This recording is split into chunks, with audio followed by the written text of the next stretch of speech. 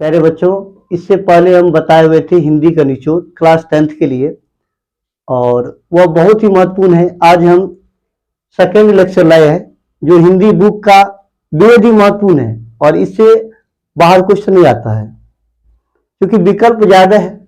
100 विकल्प में 50 विकल्प को ही आपको बनाना है। 100 में कितना क्वेश्चन बनाना है? 50 बनाना है। जब बुक का संपूर्ण निचोड़ क्वेश्चन पढ़ लेंगे तो क्या पूछा जाएगा, और ये जानते हैं।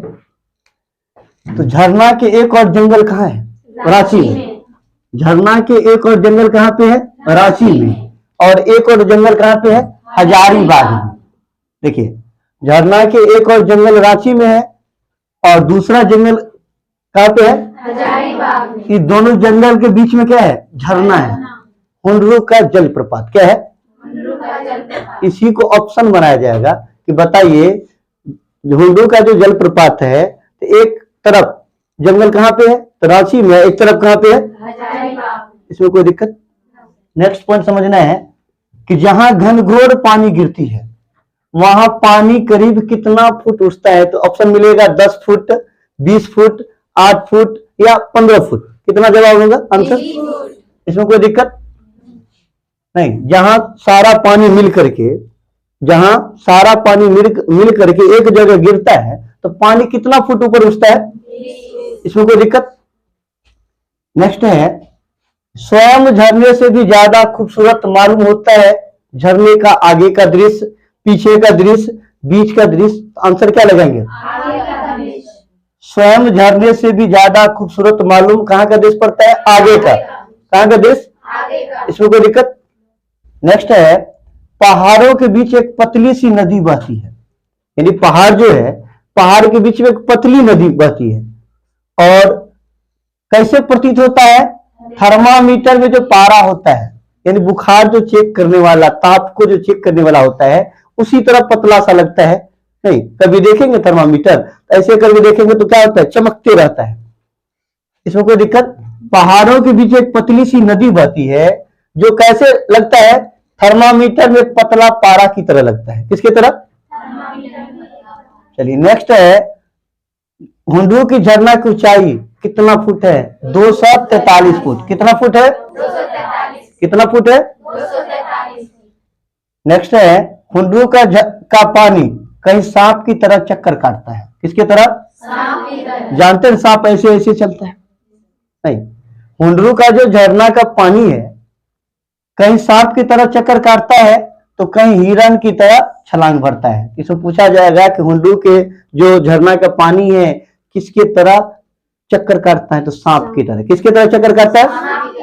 छलांग किसकी तरह लगाता है? हिरण की तरह। हिरण की तरह क्या करता है? और गरजता है किसकी तरह? बाघ की तरह। इसमें कोई दिक्कत? समझ गए? नेक्स्ट है, तो रीति काल के प्रतिष्ठित कवि कौन है? बिहारी। पूछा जा सकता है बिहारी किस काल के कवि है? तो रीति काल। किस काल के? रीति काल। किस काल के कवि है? रीति काल। रीति काल के कवि कौन है? बिहारी है। कौन है? बिहारी। और ये गागर में सागर भरने वाला दोहा इनका है, आज भी बहुत महत्वपूर्ण है। गागर में सागर भरने वाला दोहा है। अब देखिए, बिहारी किस कवि के रूप में प्रतिष्ठा प्राप्त किए हैं? प्रेम के कवि के रूप में। किस कवि के रूप में? प्रेम के कवि। इसी तरह 12वीं में आप लोग जाएंगे, एक मलिक मोहम्मद जैसी का रचना है करबक, उनको भी प्रेम के पीर के कवि के रूप में जाना जाता है। ईश्वर की प्राप्ति के लिए क्या रहना जरूरी है? सच्चा दिल रहना। ईश्वर की प्राप्ति के लिए क्या रहना आवश्यक है? सच्चा दिल। नेक्स्ट है, सृजन को लोग क्या समझते थे? बेकार ही नहीं, बेगार समझते हैं। तो बेगार आप लोग जानते हैं, जिसको यानी काम करवा लो, नहीं, जो बासी रोटी है, भोजन है, यानी कुछ खाने पीने के लिए वस्तु दे दो, उसको बेगार कहते हैं। तो सृजन को लोग क्या समझते हैं? बेकार ही नहीं, बेगार समझते हैं। नेक्स्ट है, सृजन को घी की दाढ़ी के साथ क्या बहुत पसंद है? तो चूरा। कोई दिक्कत? सृजन को घी की दाढ़ी के साथ क्या बहुत पसंद है? चूरा। सृजन जाति का क्या है? कारीगर है। सृजन जाति का क्या है? कारीगर है। सृजन मुंहजोर है, काम चोर नहीं। ध्यान रखना है, सृजन क्या है? मुंह जोर है और कामचोर नहीं है। शिक्षण को लोग क्या समझते थे? चतुर भी समझते थे। शिक्षण को लोग क्या समझते हैं? चतुर। शिक्षण बात करने में क्या है? कारीगर। शिक्षण बात करने में क्या है? कारीगर है। मानू दीदी काकी की बड़ी बेटी थी कि छोटी बेटी थी कि मझली बेटी थी? बताइए। छोटी बेटी। पूछा जा सकता है, ऑप्शन दिया जाएगा कि मानू दीदी काकी की कौन बेटी थी? बड़ी, मझली, छोटी? कौन बेटी थी? छोटी। छोटी बेटी थी। मानू दीदी का दूल्हा कौन आदमी है? अफसर है। क्या है? अफसर। ऑप्शन मिलेगा कैसे? पता है? ऑप्शन दिया जाएगा कि डॉक्टर है, इंजीनियर है, नहीं किसान है, अधिकारी है। क्लियर है? मझली भाभी माँ की दुलारी बहू है। माँ की दुलारी बहू कौन थी? मझली। मानू दीदी जो थी उनकी मझली भाभी दुलारी थी। शिक्षण को पान का बीरा किसने दी? मानू दीदी। किसने दी थी? मानू दीदी। मोहम्मद इकबाल के रचना क्या है? बच्चे की दुआ। बच्चे की दुआ के लेखक कौन है? मोहम्मद इकबाल। बच्चे की दुआ कौन गीत है? एक प्रार्थना गीत है। कौन सा गीत है? प्रार्थना गीत। ईर्ष्या की बड़ी बेटी का नाम क्या है? निंदा। ईर्ष्या की बड़ी बेटी का नाम क्या है? निंदा। ईर्ष्या का काम क्या होता है? जलना। जलना। दूसरों को देख करके जो जलते हैं, नहीं, और देखते ना, कहते हैं जलो मत संघर्ष करो।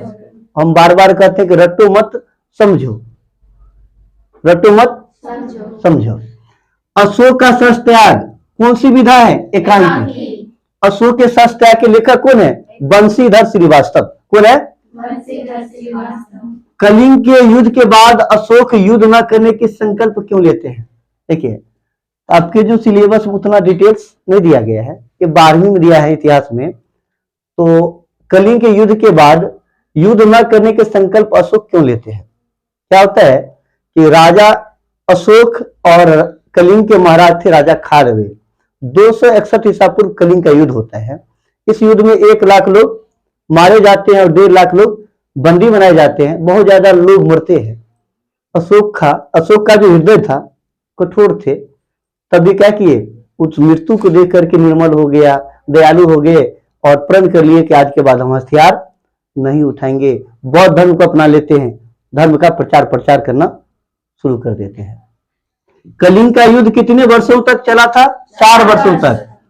कितने वर्षों तक? 4 वर्षों। कलिंग का युद्ध 4 वर्षों से चला था। कबीर किस काल के कवि है? भक्ति काल के। कबीर किस काल के कवि है? भक्ति काल के। कबीर के पद किस विधा से संबंधित है? कविता। किस विधा से संबंधित है? कविता। विक्रमशिला किस विधा से संबंधित है? निबंध।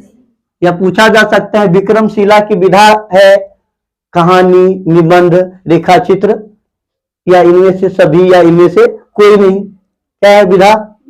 निबंध। विक्रमशिला किसके द्वारा लिखा गया है?